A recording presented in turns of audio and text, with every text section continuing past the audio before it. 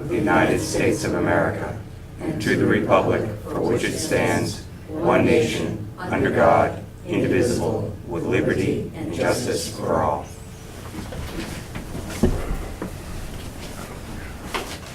All right.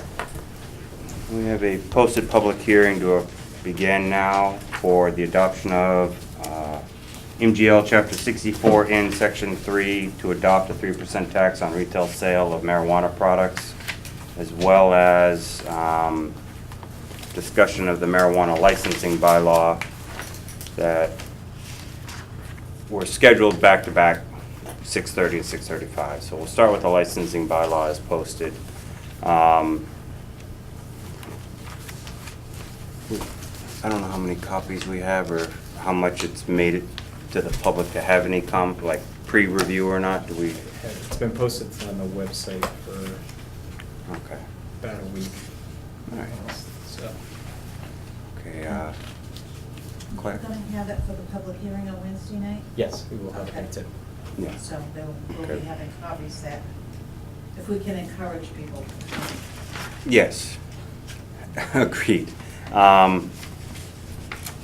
Just to start off with the local licensing of marijuana, what we're proposing for the general bylaw on the licensing of marijuana is intended to establish certain protocols that the Board of Selectmen would have to follow during host community agreements. It also includes working with the planning board on certain items that would be involved with the host community agreement. It sets up certain licensing classifications very similar to the state, pretty much incorporating the licensing types that the state has already defined. And it generally sets up a program where the process would initiate with the Board of Selectmen through the host community agreement, and then it'll go through all its steps, whether it's the state, the planning board, every other local board that has their role to play in the process. And when it's all done, it comes back to the Board of Selectmen, where it pretty much says everything's been done. And then we give you the license that actually allows you to take the next step. So if you need a Board of Health permit for something, if you need planning board to approve plans and the construction thereof, those type of items all have to occur before we actually issue the license. But due to the timeline and the efforts, it doesn't happen just straight out with the host community agreement. That's step one, then everything else happens, and then you come back to us to close the loop to say, okay, we started here, we ended here, and then we go through an annual renewal process as part of the bylaw. So I just wanted to give you an overview of what this general bylaw is. There's a lot of details in here that you'd have to read.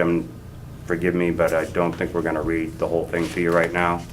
You can always ask for copies of it with Andrew, and we have on Wednesday? Okay, on Wednesday at the Senior Center, we also are doing a public hearing that involves all the articles on the special town meeting. So you have time to review it and bring up more questions if you would like come Wednesday. I don't know if anybody has any further comment on the actual licensing bylaw. No, that explains it pretty well. Okay. The next bylaw we're proposing is strictly to incorporate Mass General Law, Chapter 64 in Section 3, which allows us to apply a 3% tax on retail sales of marijuana products, assuming a business does come into town to do the same thing, to do just that. It's a formal step we just have to take in order to actually gain the revenues that could come with it. Otherwise, we're not allowed to do it until we bring this before the town and actually get them to pass it. Any question? Yes, Dan? You said 3%? 3% is the max the state allows a local community to That's tax. all they allow? Yeah. Okay. I thought they said Leicester was getting 20. It was deceptive. It's the site at Leicester produced, I think it was 20% for the state.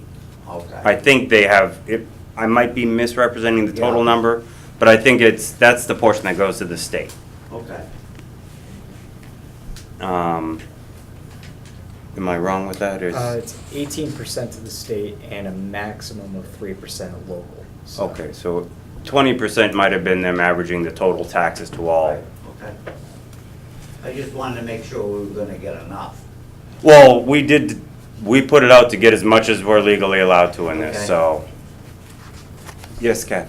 No, they're also getting a host community agreement too.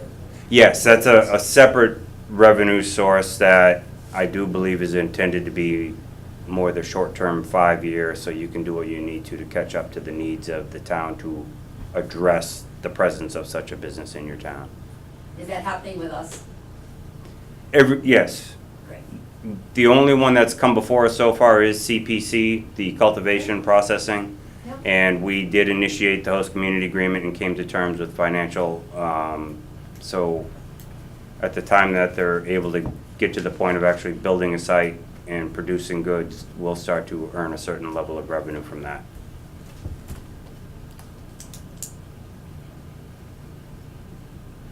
Yes, It's Kat? only one that we would have in this town, correct?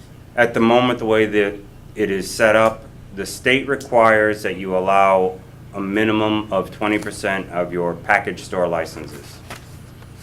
In our town, that means right now the minimum is 1. The way we wrote our licensing is 1 retail,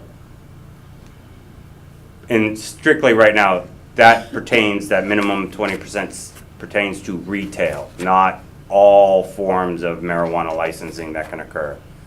But we also put in a limit of 3, I believe, cultivation licenses.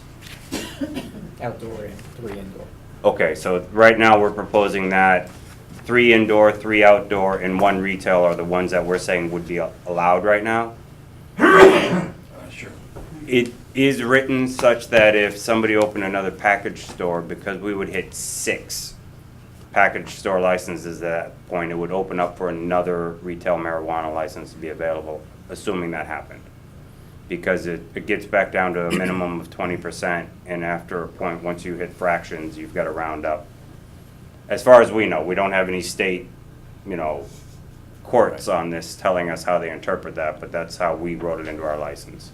So 1 through 5 alcohol stores is one recreational sale. 6 through 10 is 2. 11 through, and so on. So we've just kept it, Yeah. the lowest number tips another store.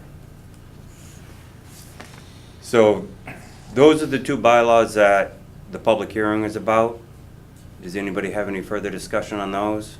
Again, we're going to revisit them in 2 days down at the senior center. And on special town meeting, the 11th, you also have the same time to express any opinions. The more you read, the more you have questions. I had one other item on marijuana bylaw that I just wanted to bring up that is more referencing the zoning bylaw. We've worked with the planning board. I think we've actually done a really good job working with them so that we're kind of on the same page going into special town meeting with what the select board thinks our role is, what their role is. And also, we've had some comments based on input we've received from the general public about some of the clauses they had in it. And I think they've worked real hard and really thought about it, and they made a couple adjustments to give a little bit more freedom based on site-specific to waive certain clauses that might apply if it's not truly applicable in the location that somebody's saying, I would like to put it here. So I do believe they worked with us to try to get a good and fair bylaw. One of the things that did come up was very similar but not identical language in the number of licenses. And my personal thought, I am not speaking for the board here, I'll let each other mention that, is I believe that shouldn't be in theirs, that shouldn't be in the zoning bylaw because it's already in the licensing bylaw. And so it's redundant. And 2, it's not identical wording. And so it sets us up for I don't know what, but I don't understand why it's still there. But that's something I personally would probably want to have changed. But that's coming from me as more of a member of the town, and also just the way I understand bylaws are. You don't want a lot of redundancy, because if something changes, you got to do it across the board and go searching all your bylaws to see where it fit. And because it's licensing, it's a Board of Selectmen jurisdiction, not a zoning. So I also add to that, it's one less thing that should be in the zoning bylaw. Just, it's already in a bylaw we're proposing in front of the town the same night. So that's just my opinion. But again, I'm not trying to diminish any of the effort they've done. I think they've done a great job and they've worked really hard. And they've done a lot of work with the general public, a lot of meetings. So this isn't to knock any of the effort or actually the content of the zoning they're proposing. It's more specific to the licensing, and that's just my opinion.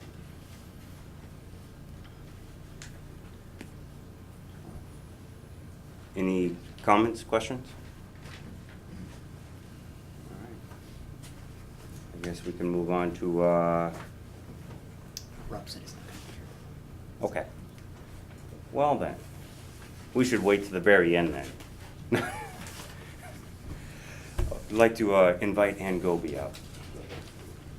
She will be presenting a check for the fire department for some of the wonderful things we need. Bob coming? Thank you, No, Mr. apparently we're just- Chairman.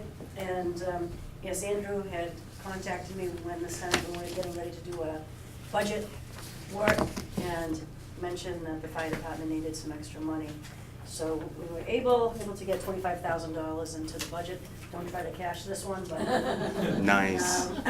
But at least it'll be a help, and I do want to say a special thanks to Andrew for providing me the information that I needed to be able to make the case I needed before my Senate colleagues, and then before the conference committee as well. So it was very appreciated, so thank you, Andrew, for that. Appreciate it. Thank you. Thank Goes you the very other way much, too Ann. for working with us. Thank you very much. Much appreciated. Thank you. Absolutely. Yeah, you're very welcome, you're very welcome. Want a picture?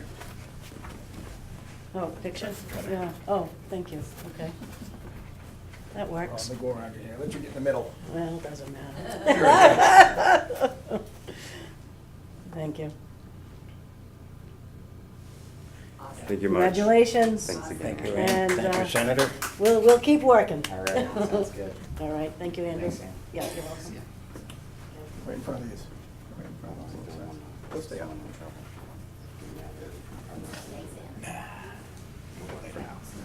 It'll probably fall on me in about a second. No. That just adds to the humor of the evening. So, again, we've, some members of the Senate and our local state congressmen that have helped us on a lot of things and getting funding for our department. So, once again, thank you very much, Ann, for what she's done to help us. All right, I guess I would like to go to the update from the Transfer Station Study Committee.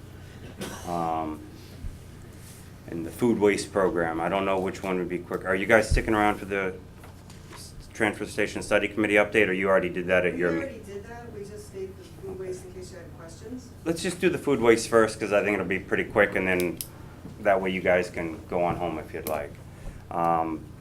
Mostly, I just was looking for an update. What is it? I saw a little blurb, I think, on Facebook or something, so I was just curious what it is and how it all works. Yeah, we started on the 20th of November, like a soft opening, because the ad didn't run in the Barre Gazette until the following day. Okay. We gave out kitchen scrap buckets for free through a grant, and it's just to cut down on the trash stream. We're Okay. trying to start a new program and see how it goes. Are we just getting it and it's getting shipped somewhere else? Yeah, Or? we partnered with City Compost, and they just swap out the bins at their 20-gallon totes. Oh, okay. So people come, take their scrap buckets, dump them into there. We supply them with paper towels, because that can all go in there. On the flyer, there's a list of many acceptable items that can go in there. Okay. Scraps. So they can wipe out their buckets, their dishwasher's safe, they go home and then just do it every week. Can you And then put City that list on Compost the swaps it website? out, and they take it and they have a place. We're meeting with them tomorrow, but Do both they have a sides. place in Do you have Orange, and I one? think or- somewhere by Boston, that they compost. Okay. The compost doesn't come back to No, us, I don't it's know. just I don't a way to check. cut down on the trash stream. Nice, Cut but down thank you. trash bags. Well, exactly. Yeah. No, that's great. Thanks for taking the initiative to help create that program. It'll be a good one. Yep, it's new, we just started, so we've only done a half a tote in a week and a half, so see what tomorrow brings. Do you know where they're locating it on the site? Is it up by the They have it in top? front of the transfer station monitor's shed. Oh, The higher up one, not the Yes, trail? but I think Okay. they're gonna relocate it down by the propane tanks. Okay. Just because maybe smell or congestion. with Yeah. all the traffic. All right, great. So we're just starting out, we're just kind of just testing the waters, and Patrick was willing to assist us in that, and so. Okay. You guys have any other questions? No, it's a good idea. I like it. But I appreciate you taking the time, kind of just explain a little bit to me, and so if I run into someone on the street, I have a better idea of, Dan earns It's his happening. for our grant money, so, oh, that's even better. yeah. So, it'll be Well, good for it next- doubles for compost too, so it's gonna get reused, so it's Yeah. not just separating, it's recycling literally and reusing, so it's a double win, so. Yeah, you probably a third of your trash bags a month. And it's a lot of weight too, so if we're paying by the ton for trash, the garbage items are actually a lot heavier than some of the trash items, so it's taking some of the heavier parts out of the trash, you're gonna actually have a substantial reduction in weight, which will bring our costs down as well, but we'll nice. see. It's a good idea. Well, thanks for sticking around to just provide a little update on that. It's nice, and the more we can spread the word, the better it'll be, I think. Thanks. So, all right. We can, Thank you. thank you. Thank you very much. All right, we'll move on to the Transfer Station Study Committee and get the update you're able to provide.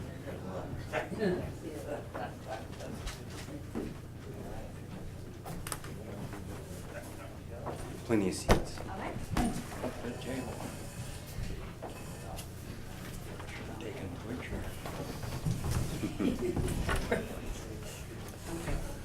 And have you met Mike Blanchard? Yep. Okay, I have Mike briefly. Blanchard, and I think you might know John Chase. Kinda. You think? Okay, so what we did was, you asked us 2 months ago to begin to gather together information. We've met 6 times in the last 8 weeks. We went to Leicester, some of us went to Leicester to see the recycling program there, which has been in effect for 30-odd years. We went to Royalston to see the trash recycling operation. Phil Ledger, who is Barry's Board of Health Inspector, he's the chairman of that board there, so we went to see that on a Saturday morning. We're going to Gardner tomorrow. I know Andrea and I are going. We're gonna see the Gardner operation that's there and what they do. And we're putting results together from all of these different towns. Irene Congdon came. She's head of Mass Central Recycling, has been for years for the DEP. Mark Popham, who's also your inspector here, he's the inspector in many towns for the landfills.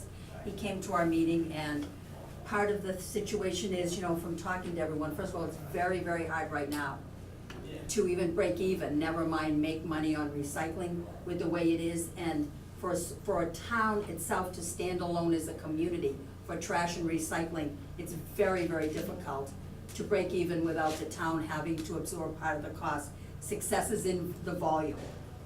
We looked at the 2013 survey that 1,003 people took, and they wanted that transfer station to continue. Remember when it stopped being Waste Management came on to, what was the town going to do about it? They wanted the transfer station, they wanted recycling. We also looked at the 2017 annual report to find out about recycling and trash that's happening now, that was compiled by Andrea. Our question to you is, do the selectmen want regionalization? If that were to happen, then we would want to look at a survey to ask if other towns actually want to come to Barre and see if they want to be part of a regional recycling. If it would also, if that were to happen, then we need to vote on it as a town, because right now, things can't come into the town of Barre. And we need a new site assignment with the Board of Health, with the DEP, and possibly the MEPA. So of course, this is a very long process if that were to be the case. We would have to look at the abutters and the town input.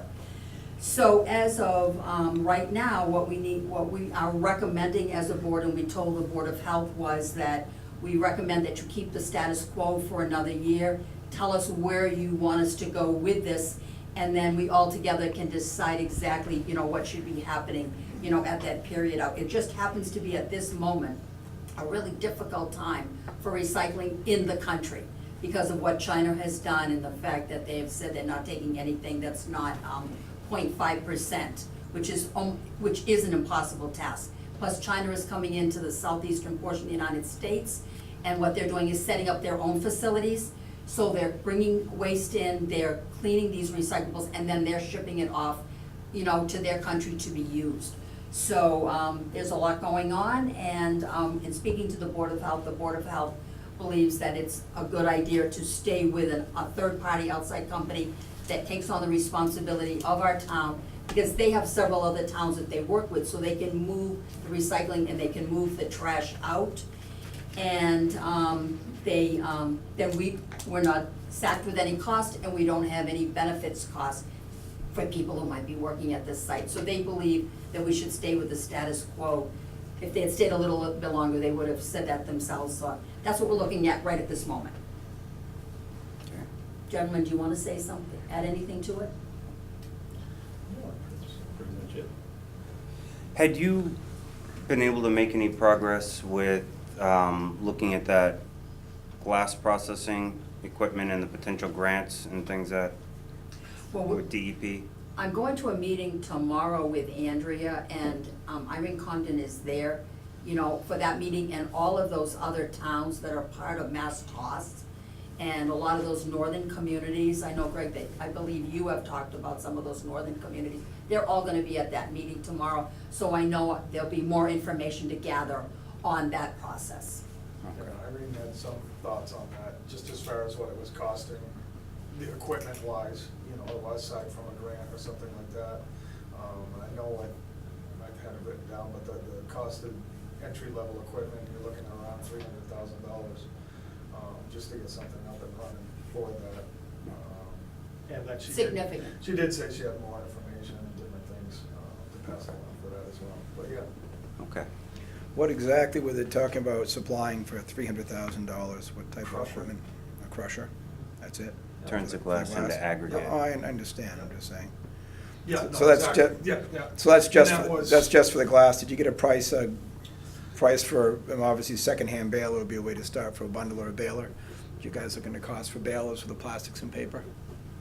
No. Okay, no. Did you get an estimate of how many tons of plastic we go through down at our transfer station in a year? Yeah, we have some. What would that be? I'd like to get the breakdown of what we do for. You know what we'll do, we'll send you Paper that and- survey that was compiled by Andrea for 2017, and she, you know, within a few weeks, she'll have 2018, so you can certainly look at those too, because one of our questions is, what does it look like now versus what did it look like with waste management? Like, are we doing more trash, you know, more recycling and such, so we can make a comparison with that, so that's something that we're looking to do right at this moment. So, yeah, I was looking for the, numbers in the recycling, scrap metal, pay-as-you-throw, what kind of money are they taking in pay-as-you-throw items, because those are all winners. Those are all charged significantly more than they cost to throw away, so get an idea of the revenue stream we have. We're talking about revenue stream is what we're really Correct. looking for this. And to get our revenue stream, we need to know what's being done on pay-as-you-throw, including, tires, couches, Mattresses, construction the whole debris, thing. mattresses, Right. everything. No, she does. And a volume in that. An idea on what we have for tonnage on plastic and in paper. Paper's valuable, plastic you can break even on pretty easily. The glass and the metal's glass, loser. And that's a Loser, biggie. total, right. And that's the thing, such a weight of glass makes it a loser. And that's why the recycling almost is a non-issue. And as we found out before we asked for the committee, is that we're not gonna make money off recycling, this makes money off of the trash stream. So knowing what our trash stream is gonna be, how many stickers are sold, how many bags have they put out this year? Yeah, all of that is under that 2017 survey that we can certainly pass on to you, That's- that we received, and also we'll do the 2018. Right, so before we talk about recommending and not recommending, what we were looking for is bottom line numbers, can we make some money out of this? Yeah, I think it's And- 744 tons. And if right that now means- that we do with the trash. And if that means we move the recycling off somewhere else that has a facility and find out what the expense is to incur that, and they may take everything but glass, and we get paid a little, and then we just gotta pay for the glass, and it's gonna be a slight negative. And we wanna offset that against the trash stream revenue, the pay-as-you-throw items, the tires. The scrap metal's just a moneymaker. I mean, you get paid by the ton of the scrap metal. All these things should count in the plus column. And we should be able to figure out pretty easily how many stickers are sold, how many bags are sold, and have an idea of what our revenues are there, as well as the tonnage of trash we throw away. Now, with their idea of taking garbage and refuse out, that will eventually start dropping some tonnage, because garbage and food literally is the heavier items in the trash. And that's gonna give us an idea of what the actual revenue stream will be that we're dealing with. And from there, we can decide what it's gonna cost. We already know the overhead to put an employee on the payroll.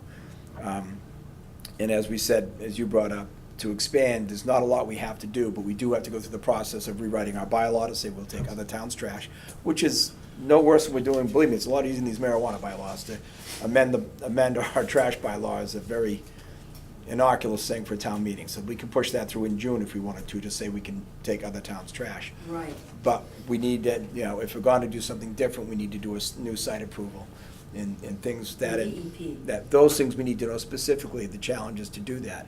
Other towns have shown interest in it, and, And what parts are included in the revision of the site assignment? Correct. I'm What not it takes for certain that what's process. requiring it, Yeah. because if it's just total tonnage, my understanding is we're barely hitting 20% of what we got. Correct. So it's gotta be something else that I'm just unfamiliar with. and the site assignment for expanding and taking more trash wouldn't have to change. The site assignment needs to change if we're gonna start taking recycling and handling it ourselves, which I don't think is gonna be our best option. I think the best option is gonna be to see what it will cost us to farm that out somewhere else. So more interested in finding out some of those specifics. I thought we had that understanding better before we set you guys off, but I guess not. But really trying to find the revenues it's gonna generate, and then estimating the costs to run the facility as it is. And if that should become the decision, that's what we're looking at. Do we wanna Yeah. take it over and run it? From there, we need to decide in the future. Obviously, we know right now recycling's not worth it. Where do we wanna go with recycling? I know Groton takes other towns' recycling in, and they get paid for it, for the parts that are valuable. But the glass is always a loser. Always a loser. But I think this town, we've demonstrated, looking at the books, that the trash bags and the stickers, that they generate a significant enough revenue that we could easily staff a full-time employee down there. And make it profitable and still cut the price on stickers and make it profitable. That's what it sure looked like. But we didn't dig too deep into it. That's why we had the committee to look at that. I mean, the benefit employee, I think we said for DPW was gonna run us about 57,000, was it, or 62,000? Just north of 60. Just over 60,000 for benefit employee full-time down there. So And then if- you're adding 20% onto their benefits that go with it. Right, well, that was, That included that? Yes. yeah, it was That- around 40 plus 20%. Plus the 20%. we had a solid number there, so. Okay. And if we only if we keep the same 2 days we're open, that gives that employee 3 more days to either haul recycling or haul trash or do something else. It seems like that end would be pretty simple. But things like paper should be valuable. It may be worth getting a used bundler for the paper, which we should be able to pick up for $15,000 to $20,000. And I know once again what I found what Groton Yeah, does. it's, Groton has a yeah, company that leaves a tractor trailer there for them. And Yeah. they exclusively take the trailer, so Yeah. they provide the trail, they provide the transportation, they just buy the paper. So we bundle it at our leisure, we pile it, when it's full, they take it and they pay us for it. And that maximizes your value in the paper by doing that and selling it off. So there's a couple small things we could do, but that may need a site change if we're gonna start doing that. If we're gonna bundle paper, we need a building to bundle it in. Right. And that's where we'd have to get into site work, so it wouldn't be a now thing. The now thing is to see Correct. what kind of revenue we're gonna generate in quite simply. Sufficiently enough to hire an employee, if that's what you're thinking. If that's bringing in $120,000 in total revenues and it's gonna cost us 60 for a town employee, then we have 60,000 to play with. We can drop the sticker price and get more people involved, which should bring our contributions to trash up, which should bring our revenues up, to offset the sticker cost. We're not looking to make a ton off it, we're looking to take back control of it, get another employee on the books, and start to make some money off it, something incrementally. Mhm. But I think in the long run, it would benefit So us. you also have to take into account when you're figuring that is the environmental impact. If somebody throws something in there and it spills, and it's a major spill, right now SWS holds the liability of the cleanup. The town takes that liability, those cleanups can cost into the hundreds of thousands of dollars quickly. Mhm. It's matters of minutes. So that's also something we talked about in our committee. is Right. whether we thought that was That is maybe something you might be able to help with on that is looking into the cost of the liability insurance and the protections that most of those companies would have just in case. right. The And what reality- does that protection actually provide? Does Reality it clean it occurs. up for you? Or does it just get you through so you can then Right. outsource it again because there's no chance we're digging out of that hole? And we'll I check don't know with those enough other about it, towns. so that's why I'm asking. We'll check with those other towns see who what- do that and find out what they have to pay for liability. And see what kind of occurrence rate those things really happen. I mean, how often do Mine those things might be really able to happen? answer some of that too. You know, if we have a place for them to drop paint off like we normally do, people will pull their paints and those type of things out and put them in that shed. And I think just keeping that shed available is important. You know, when that shed was open all the time, people would drop paint cans off there always, and we had I don't know who, the tech or someone came and took it and bundled the paint and used it, Clean Harbors. whatever, yeah. It was Clean Harbors. But when you pull that Clean shed Harbors away, came people in wanna get rid of twice a stuff, year. they're gonna hide it and bury it in their trash, so I mean, Correct. that's That's a exactly what they're gonna do. smart thing to keep open and minimize that, risk. But I'd be surprised if it's a too often occurrence nowadays.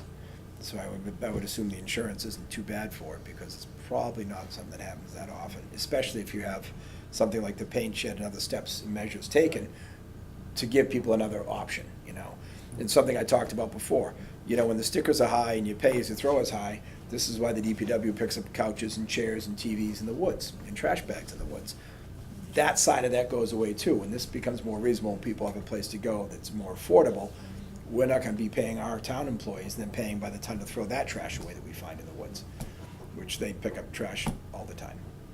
I still haven't tried to hammer Jason down for a number of hours that they put towards it, but they probably spend a couple hours a week, which adds up, gathering trash and then paying to throw it away because it's discarded in the woods. Because $100 sticker's kinda high for a year trash. I don't know of any towns around that have a sticker that high for a year. Do you got any other items specific you wanted to? No, it's generally, they said they've got them all, so we'll get them later. I was just, all these pay-as-you-throw items and bags and the revenue stream is what I'm looking for. I agree, and I thought we agreed up front that the recycling is not gonna be profitable in this. Right. We didn't expect it to be. Right, Look- now the bags for Royalston, they're $2.50 a bag, Mhm. that people use for that. Right, and we're charging 3. No, $2. Two. a bag. Two. We're charging two, and But- $1.25 That's for the the figure. 13. And how much is a sticker Yeah. in Royalston? It's between 30 and 50. And that's a Yeah. big difference, 30 and 50 to Yeah. 100, and that's what stops people, that's what stops me. I don't wanna pay $100 for a sticker. If you're gonna charge me $4 a bag, then I'm gonna be more careful what I recycle, and more careful of my trash. Mm-hmm. And I'm gonna pay my share as I go, but forking out $100 up front just to be able to drive in the place, that's the part that I think is excessive, and that's the part that I Well, have if you look at these a other problem towns, with. the ones that you see the $30, $40, which I think, everybody jumps on, you're looking at the 100, a lot of those towns, they're not accepting trash, you're paying $30, $40 to go put your recyclables there. I mean, anybody else that's doing trash, you got Brookfield's $85, you got the town of Warren, they're $100, well, I'm sorry, that's non-resident, $80, so, you're $20 more. But then you're getting the trash and recycling, so you see like. That's Peterson- 2 high towns, and I'm sure if I go back and I can find you 20 low towns. Sure, well, yeah. So- Well, so I know, Zane, I mean, Zane. $100, Yeah. you Right. looked at that too, you're dealing with 5,000 people in town. You look at these other towns with Just 10,000 showing you what people. it is. The sticker's probably, in the corner, it's going down because they got more trash. Like, it's volume. And that's where, fine. as you had mentioned, if we're lucky and we can get into more regional Right. agreements, or Well, just that's- open it to that's the- regional And use, that's- then we and if might we can start get getting regional with numbers. a simple No, bylaw you're not gonna change do it without alone the site as change, dairy. that's the Right. first way to Not start gonna bringing work. more You're not gonna trash get the in number you want. and bringing it up. Okay. Which is, that's what we suspected on that, Yeah. regional help, and we don't need site reassignment for that, we just need a simple bylaw change. Well, But I if don't you know, wanna- that's what I'm saying, somebody mentioned there was, so I don't know if it's the site assignment also identifies who you serve. So that's why I need to understand why they're saying a site assignment, even if we just open it up to other people. I gotta figure out, there may be something written in it, and that's all it takes, Right. and you gotta have it revised if that's what it And if is. that's the case, it's simple still What than it was is, re. remember 30 years ago, it redoing. was sludge, and that you couldn't bring sludge into the community, and people really fought against that. So now if you're looking at what you intend to do in the future, you have to just look at all those aspects, so. Well, no, I meant more the site assignment, not the bylaw. Okay, I don't know what would require a change of the site assignment if we just say, if someone from Oakham wants to drop the trash and we do the same services on site as we currently do, then why does that change the site assignment? And like I said, I don't know, maybe the site assignment identifies you can serve the town of Barre. Yeah. with their, and I don't know, 'Cause so it that's says why I it's wanna. it only comes out of Barre, the way the site assignment is set up. Right. Right. So that's probably Only why the it needs to town of be, Barre. that's probably why it Right. needs to be visited to That's- include the that's town, something. but the tougher thing will be trying to, you know, reorganize the site, because then you need your properties and your setbacks and everything else, of what can go where and the cross contamination. So if we try to do bundling of paper and things, that's when the site assignment's gonna be a tougher issue. I think adding a town to the site assignment should not be a difficult thing, because we shouldn't change what we're doing. But probably, yes, still required if it's named as our town's trash in that agreement. So at Yeah, this. one of the things to note too, that SWS in running it, it cost them between $15,000 and $20,000, the Board of Health was just telling us that, to just bring the electricity into the site, so they could run their two compactors. You know, those are about 30,000, correct?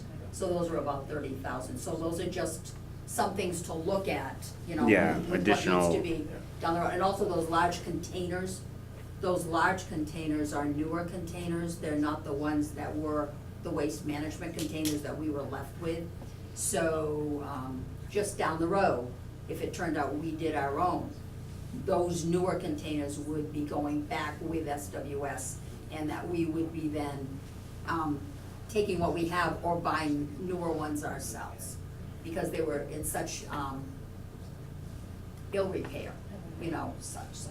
Okay, just some thoughts, and so we'll get back to you with those concrete numbers, and, as I say, at this moment, we just, you know, we would just recommend, that's what our recommendation is, and that's what the Board of Health agreed with. So, all right, Okay. we'll get back to you. Thank All you. right?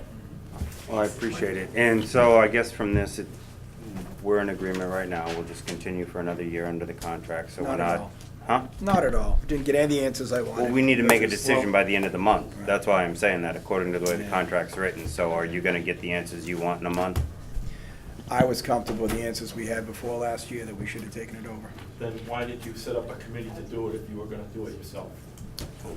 Because I was the sole voice that wanted to take it over, and they wanted to be cautious and get the committee to look into it more. Right, and that's what So, we've been working so on. I understand that, I understand that. Invested many hours to do that. And I understand that, and I do appreciate that, don't get me wrong. And by December Um, 31st, we cannot have that answer provided 100%.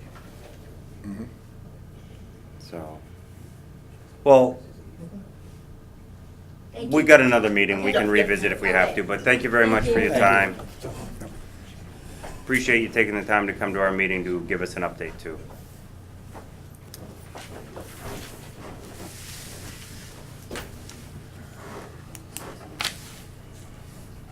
All right.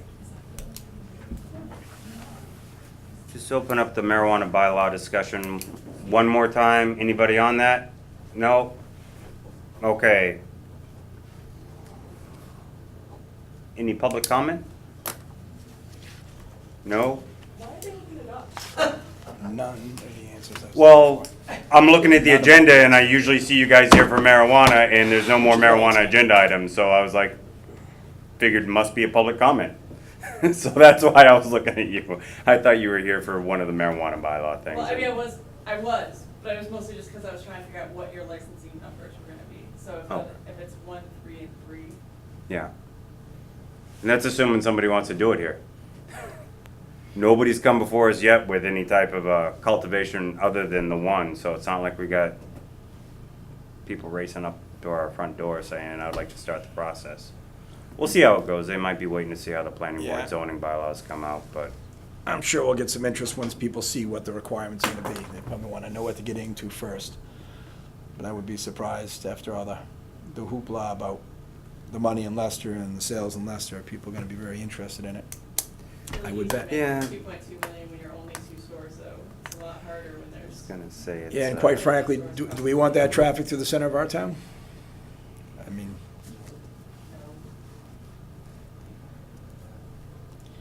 I think it's such an abstract view of what's going on because it is so limited and not properly spread out through the state yet. You really don't have a clue. You don't know the potential income, you don't really know the potential impact to the community. It's an aberration of what you're looking at. You're not gonna know it until there's more out there and you actually get to see how it lays out. And also, opening days. Leicester did it because they wanted to, but they did not have to allow them to park down the street, truck them over, and allow lines to run down the sidewalk either. They said if they don't fit on your property, they go home, they come back later. They could have said that.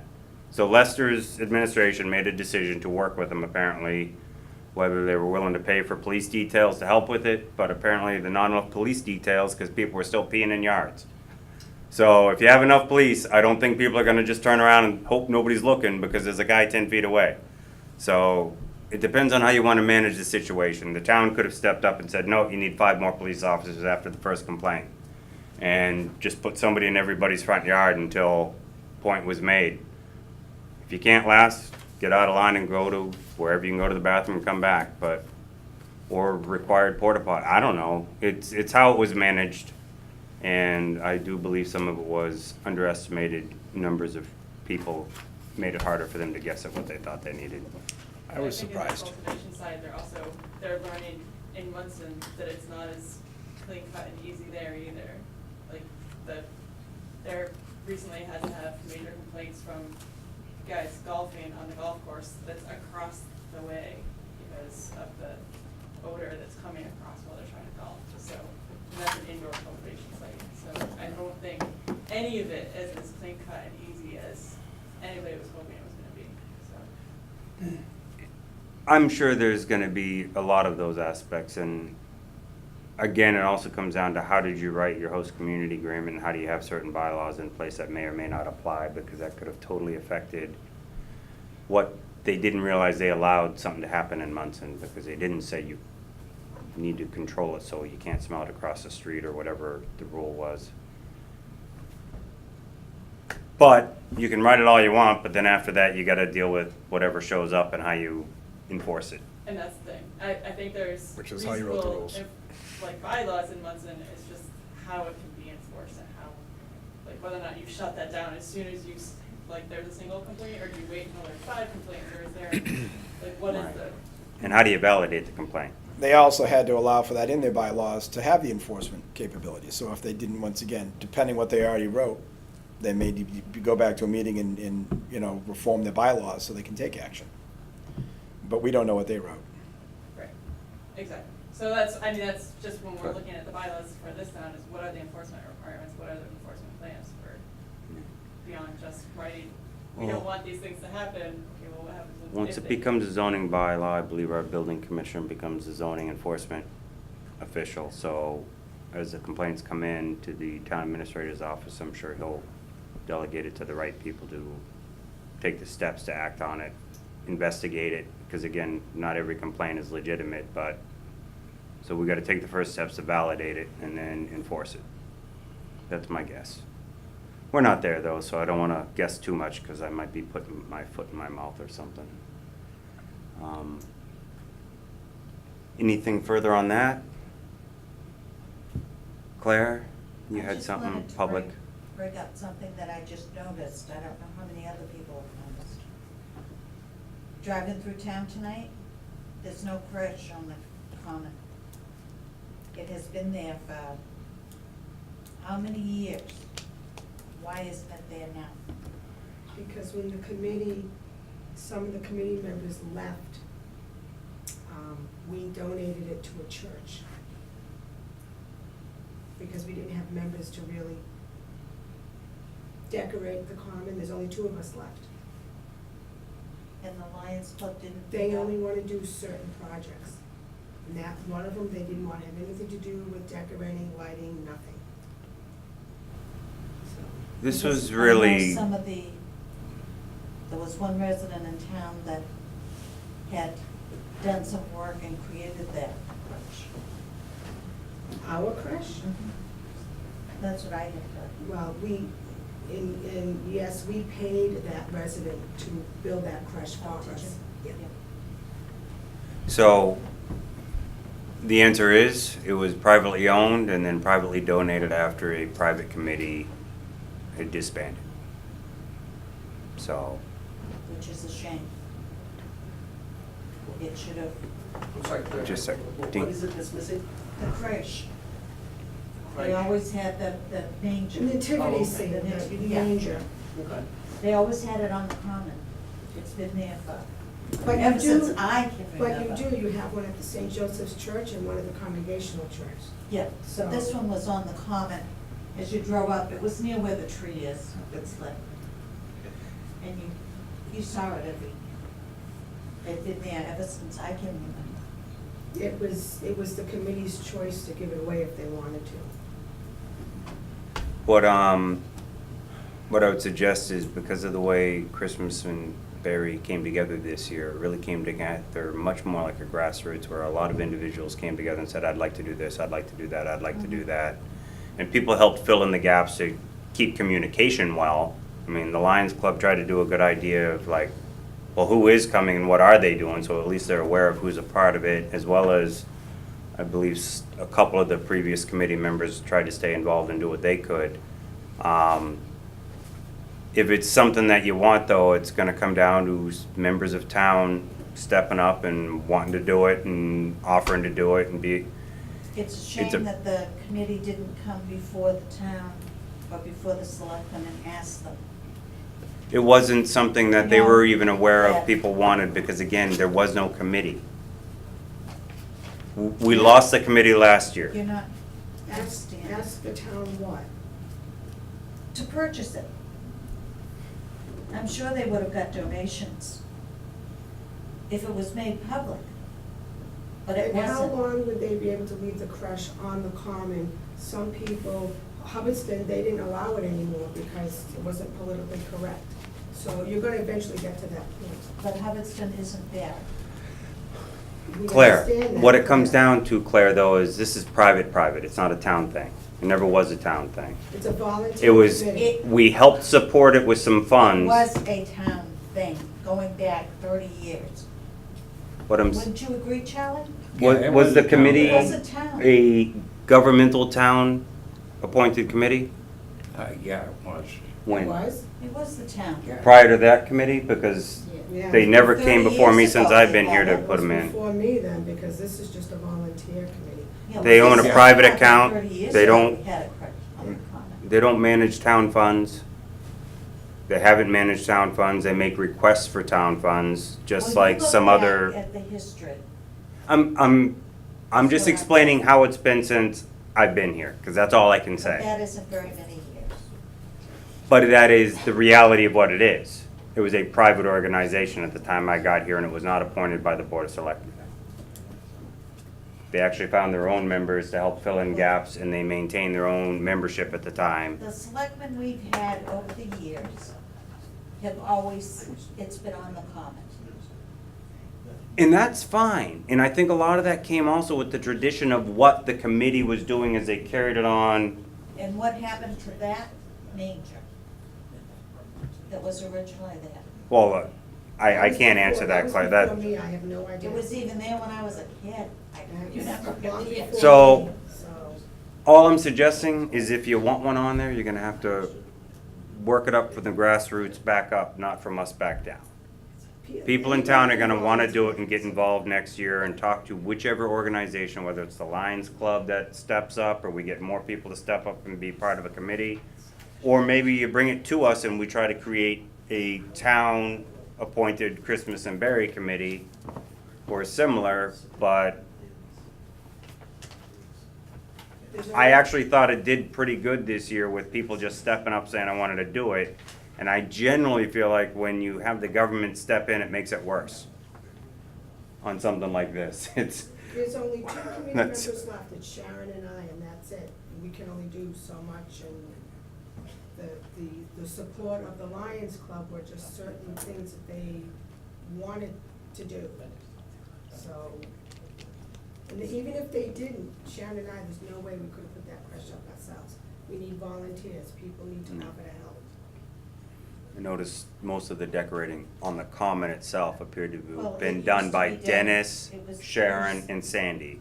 It used to be done by the departments in the town.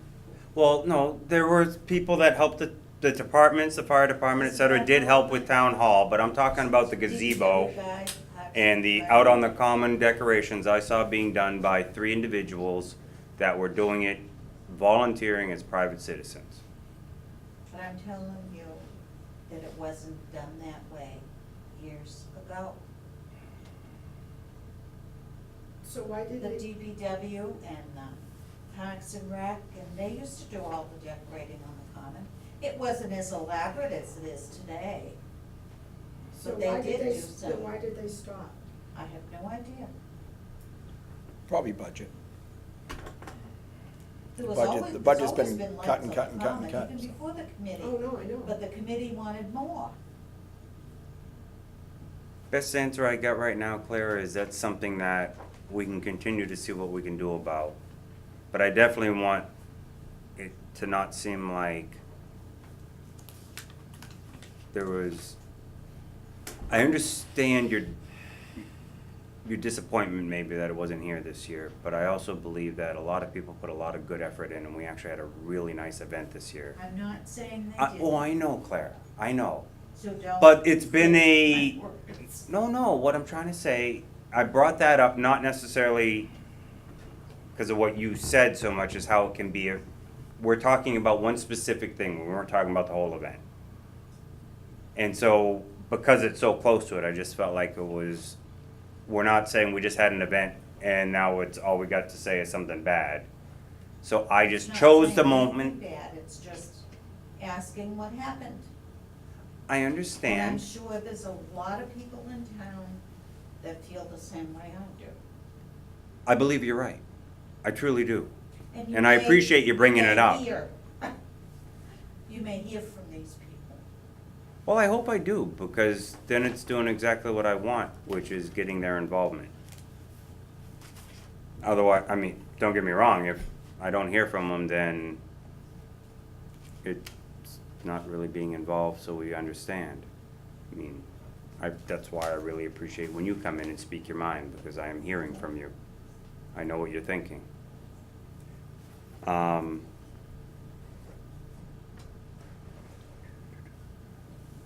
Anybody else have a topic they would like to bring up? All right, we have one other item on the agenda right now, and it's a change of manager for the Ice House Pub liquor license. It's is that complete or beer wine? I forget. It's a all alcoholic. It's an all alcoholic. Okay.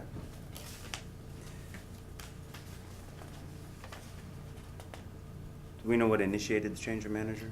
The original manager that was listed on their application is no longer a partner in it, so a new person's stepping up as the manager listed. Okay. I believe they have a target opening date of February 1st, so they need to get all this in order before that. All right. Do you have any thoughts or concerns or anything about this license, or good to go? It's they did it along with their renewal. The next meeting, you guys will have the bulk renewals. Okay. I did get back every license prior to the cutoff date that I was expecting. There were two that I knew weren't coming in, so. Okay.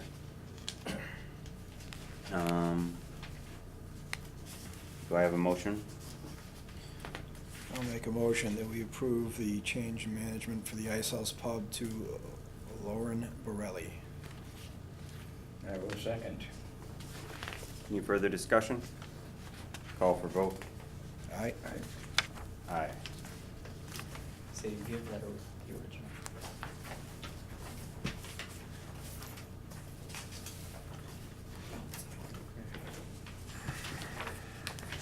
All right. Is there any further comment from the public on any topic? Otherwise, I believe we have some executive session items to go. Yes. Question, was that Owen Borelli? Lauren. Lauren. Lauren, sorry. L-A-U-R-E-N. Okay, it's female. Yeah. Met the minutes. Oh, right. Claire's got a question. Yes, Claire. The New Braintree, the meeting, is that on for Thursday night this week, Yes, it is. 6:30 Yes. at the school? Yes. No, not the school. Town hall. New Braintree Town Hall. 20 Memorial. 20 Memorial Drive. Yeah, we just signed the front page, right? There's no other signatures in the back on this, Andrew? No, just those signatures, yeah.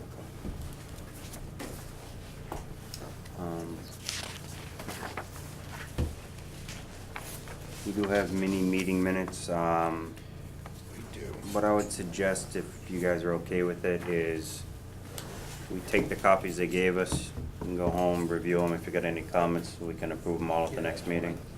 Because there's a lot of them there, and I don't want to just run right through Sure, it. that's fine. I did ask Kathy to be here since A lot of these are old 2011, meetings. 2012. They have nothing to do with us, so we Executive could- session, she would be the one to corroborate what took place at those meetings, so. This is, the bulk of these are old executive sessions for being released.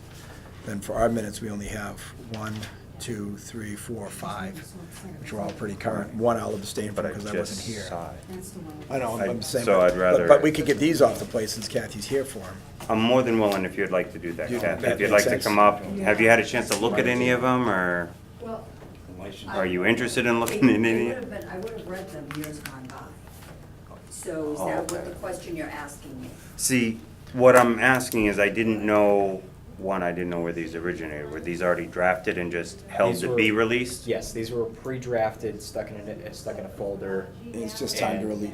Were the minutes Correct. approved? Now we're just approving to release them? No, they were not.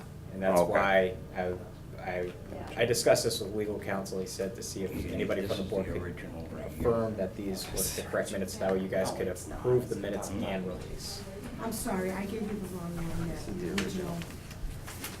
I mean, they're pretty much just one. It'll add up. anyway. Correct. We'll get it.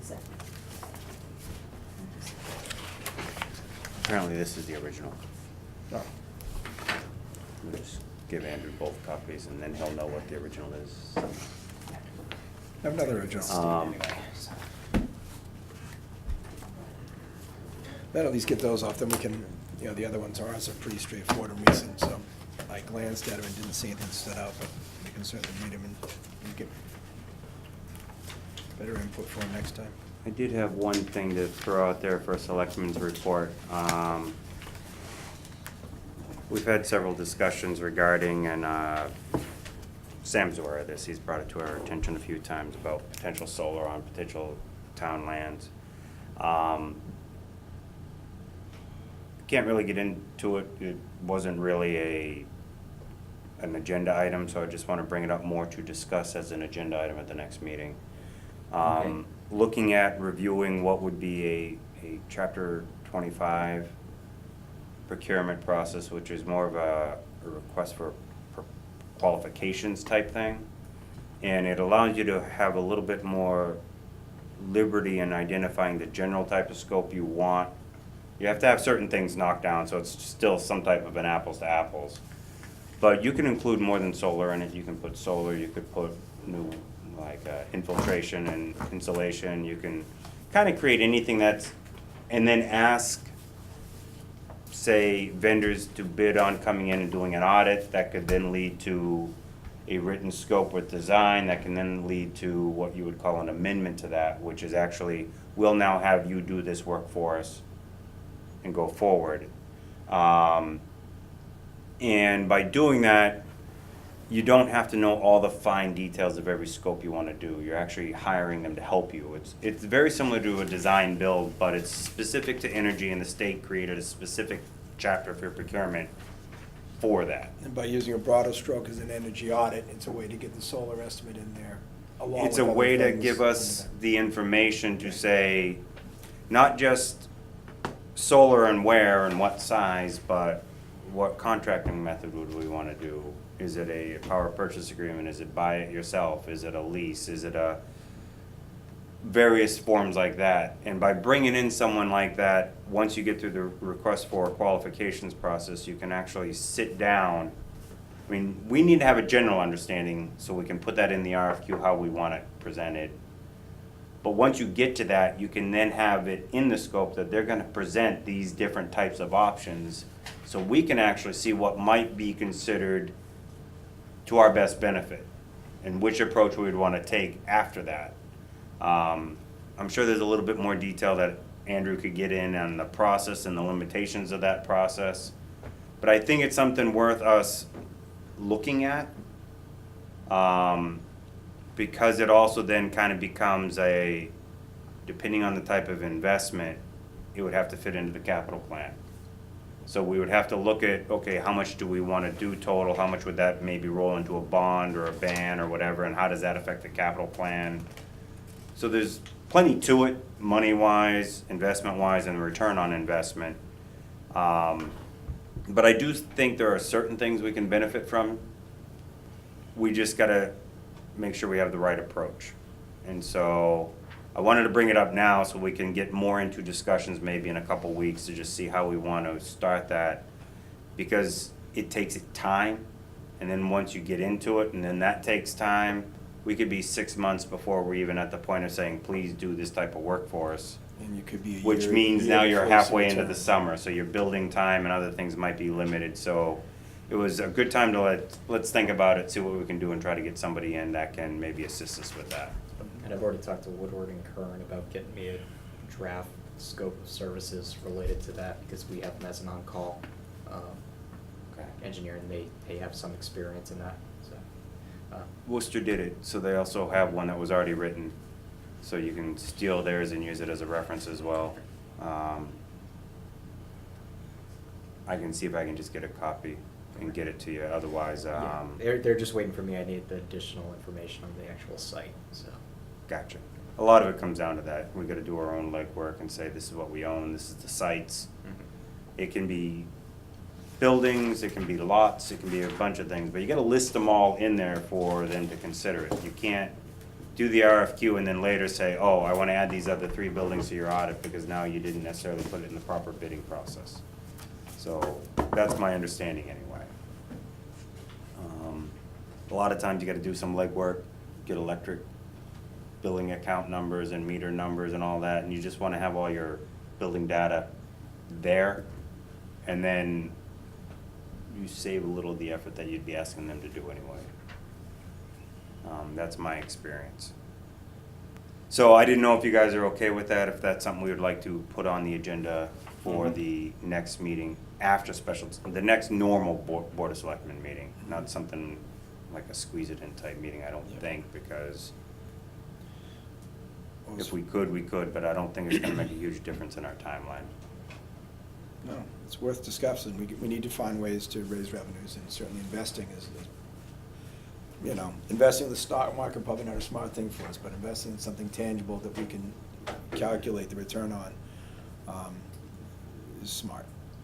And our public safety building's a big electric user, because Oh, it it's is. primarily heated and cooled by electricity, so it's a heavy draw during the season.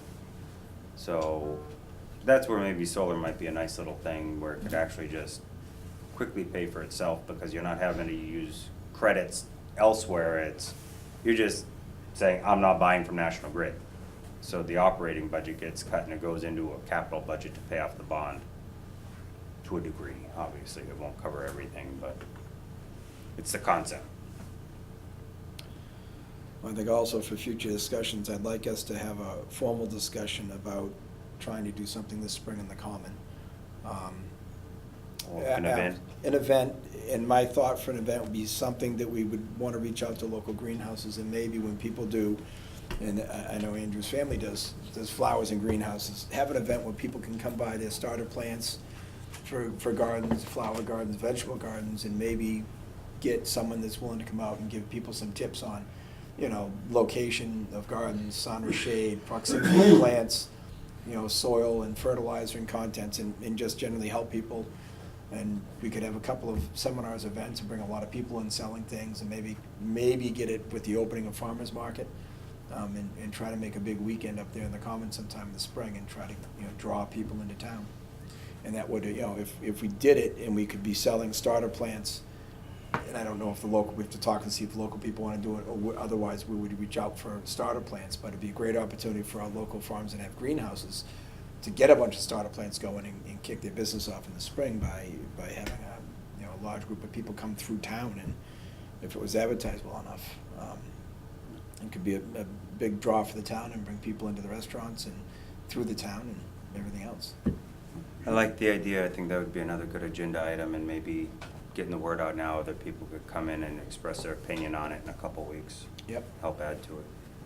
As a funny point, you could even sell marijuana plants. I don't know if everybody would consider that humorous. I just don't know if that's the case. Interesting. The legality of that would be interesting. If somebody had a, No, they would really get upset if you tried to sell one and you You're selling- didn't have a license to sell it from the location. oh, no, you'd have to have a license, but that's something we should think about too, though, when we, because that could come up on us. What if somebody wants to sell solder plants, because people are allowed to own, what, 7 plants? Hmm. 6 plants? But don't they do that at the farmer's market anyways? Not marijuana plants. No. No, that's what he's But that's what I'm saying, speaking if of. somebody If somebody specifically. came in and wanted to do that. But I could certainly where see does it potential fit that gray if someone line? had a license to sell, maybe not from our town, but maybe we have an exception at farmer's market, where someone can sell seedlings for someone who wants to grow their own. They have to get them from somewhere. And I don't know how I don't even know how that's set up right now, that people can buy starter plants. If somebody wants to grow their own, how do they start? I have no clue. Not my thing. But it's. Interesting, because you're right, I don't know how they do it Not if saying they I want can us to now. pursue that, but I'm saying we Yeah, should that's probably, correct. we should probably be proactive and get ahead of that. Now that he brought that up, we should probably look into that before it comes to farmer's market, because that very well may show up there sometime. And we need to Well, make sure. our we can deal bylaw with it. covers it right now, because they need to get a license from us to do it. So at least locally, we can kick them out if they don't have a license from our board. Generically, marijuana retail. The whole or The even- whole farmer's market thing is a whole different So- thing. No one's getting a license to sell anything there. It's the farmer's market. It's agriculturally regulated, I think, right? And it The- seems to be a crop. I'm just saying, we might want to look into it. I mean, to be able to sell it without some type of business licensing, I think it only works if they fall under the agricultural. And the state has basically State, right. treated this as an industrial process rather Yeah, than they agricultural specifically process. drew the line, saying Yeah. it's not one or the other. Okay. All right, that's all our items. We'll get back to the meeting minutes. Did you see anything, or is it You would- right, move forward yes, with it? Move forward with it, right. Okay. Do we have a motion to do that? Thank you very much, Kathy, for taking the time. Appreciate it. Thank you. Thank you, Sam. I'll make a motion to approve the following executive session minutes for release. December 15th, 2010, January 24th, 2011, August 25th, 2011, September 6th, 2011, September 12th, 2011, October 3rd, 2011, November 7th, 2011, November 16, 2011, November 21, 2011, November 30, 2011, December 5, 2011, February 21, 2012, and May 21, 2012. Second. Call for vote? Aye. Aye. Approve meeting minutes. I make a motion to approve the meeting, no. I make a motion to table the meeting minutes for October 15th through November 19th. I just want a little time to just take a look at it. Second. So tabled, right? Perfect. Table it to the next one. Thank you, though, for putting them together. All right, anybody want to make the motions on the executive session items? I don't trust I'll read it right. I'll make the motion to go into executive session under, whatever, I just had it here. Chapter 30A, Section 21A, Exemption 7, to discuss two issues relating to, I don't know how we should word this, Andrew, for both of them, or? Well, one of them is related to a MOU between the town and the Commonwealth, that's exemption 7. The other one is under exemption 3, which would be Strategy litigation. Strategy of litigation, Commonwealth versus Langelier. Okay. Okay, so these are actually separate. Two separate, All separate right, so we exemptions. just do one and then. So we're gonna have to go in and Step out. out of it and then step back into another one, I think. Yeah. Yes. Okay. So. Executive. Put transitional services, believes. Second the motion. Call for vote. Aye. O'Sullivan, Aye. yes? Matterburn, yes. And then we have to make a motion to, I think, I haven't done this in a long time. We off camera? Have to wait for camera to be on.